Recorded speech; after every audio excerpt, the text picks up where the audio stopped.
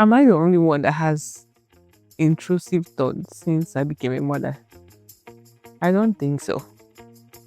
Most of us just think thoughts and then we are afraid to voice them out because we know how it's going to look like. We know how it's going to come off as. So we keep the thoughts to ourselves. But it's definitely very normal.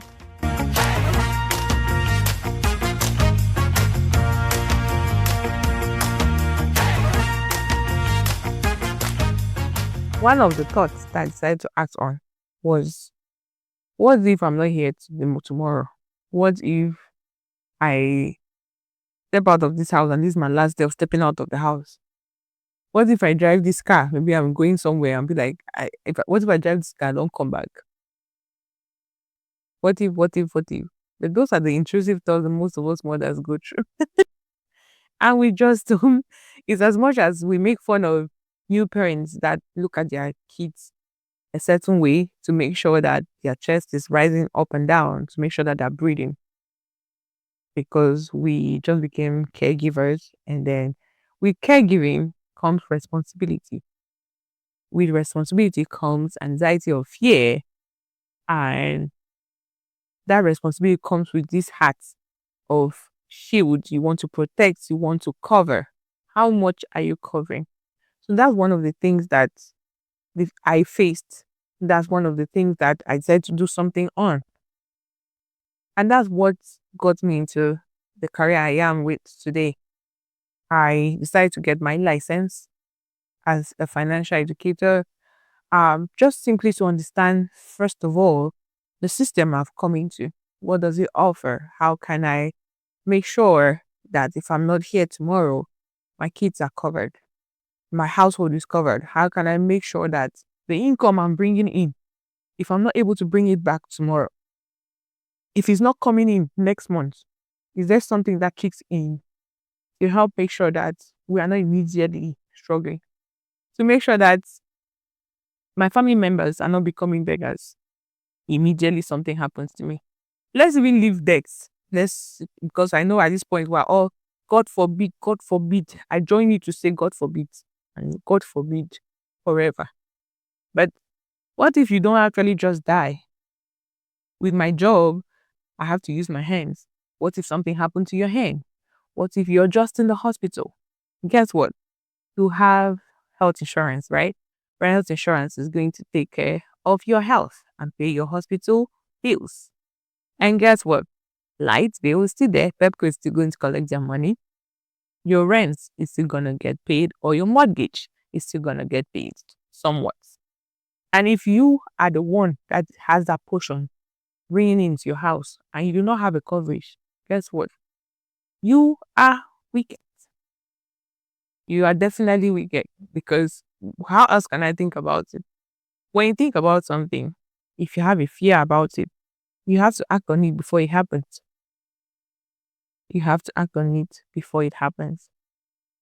And that's one of the things that us with my skin color do not want to talk about. We're overly religious about the obvious facts. We are not going to stay here forever. At the same time, things happen. Things happen. I do not want my family to become GoFundMe senders tomorrow just because, hey, something happened, something unexpected happened. Hey, yeah, chai, it's a pity. I am so sorry. No, nobody will come and sympathize with us. But guess what? God forbid, and something is supposed to happen. Then you do not add, you're able to really take your time and even grieve, go to therapy. If something happens tomorrow and your income is not supposed to come in, there's no panic, because you know that you have steps, you have processes, you have things put in place that kick in. So there's no movement. Any other thing that is supposed to come in is an added advantage. You design things for yourself that are going to kick in when you are not able to do those things for yourself. So there's no shaking around there. Oh, I'm going to be in the hospital for 2 weeks. No problem. I'm not able to work for 2 weeks. No problem. For 1 month. Do you even have an emergency fund? There are some questions we don't ask ourselves. Before you do that overly lavish birthday for your kids, I'm not against birthday. I love party. I love to go out. Hey, I love to eat good food. I love the party. I've been an event planner. So before you do that, make sure that you've made your kids to be a trust fund child. I need you to go to hashtag Instagram, wherever. Because you don't see doesn't mean that it doesn't exist. Hashtag trust fund babies. Hashtag trust fund kids. They're living the life. Is that the legacy you want to leave behind? Do you want your name to be remembered? Do you remember your grandfather's name? If not, if you want it to be remembered, fine. If you are a team, let me chop my money right here, right now, and I'm a worker. That's fine. That's okay. Very okay. Not everyone is meant to leave a legacy. Not everyone is meant to leave a legacy, just like what I said. But if you want to really you have to walk now. You have to run now, not walk. You have to run now so you can walk tomorrow. My dad will always say that it's better for you to cross the road walking while you're young and then be in a car to cross that road when you're old. Get me? When you're young, let you be on foot and cross that road. But when you see an old person crossing the road, I don't know if you've seen that before. I need to have a mental picture. You see an old person crossing the road, it's much more sorrowful.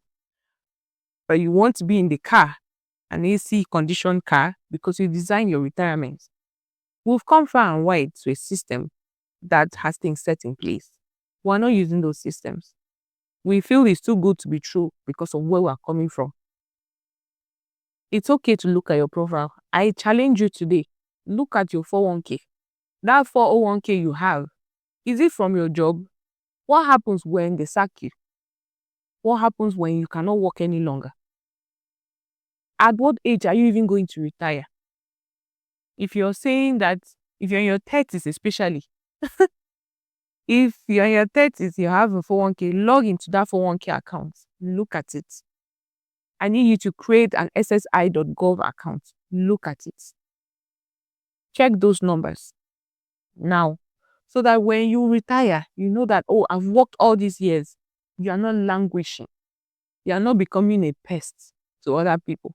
Your kids are not your retirement plan. So you don't become a bitter grandparent tomorrow. Most of you are hoping on your kids. And then when they get married and they go away, what will happen to you?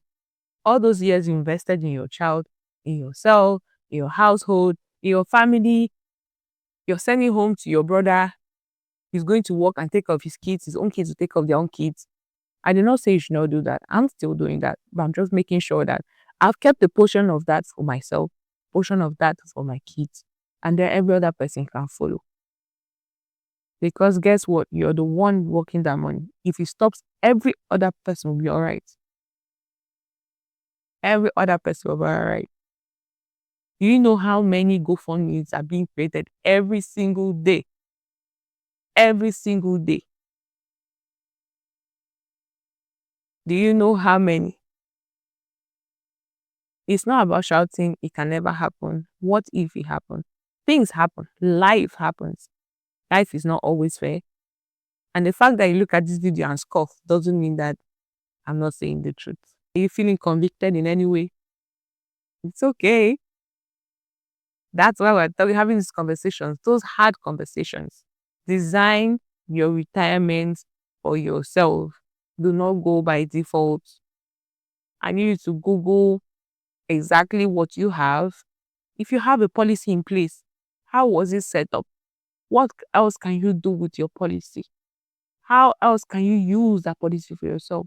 What gives you access? The kind of funds you need. You have a business you want to do in 3 years. How do you have access to those kind of funds you want to have? As a business owner, how do you want to save up on taxes? Do you know that the banks don't pay taxes? Do you know that? Do you know how many life insurance policy all the banks and the rich people you know their names have? Those are conversations you want to have now and later. And I can have them with you in the comment section. Let's go. So here are a few things I'm going to recommend as you make life insurance into a financial tool.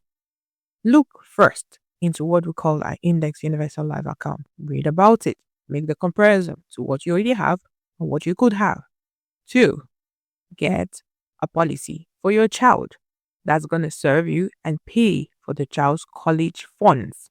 You do not want to leave generational debt. If you have student loan, you know what it looks like.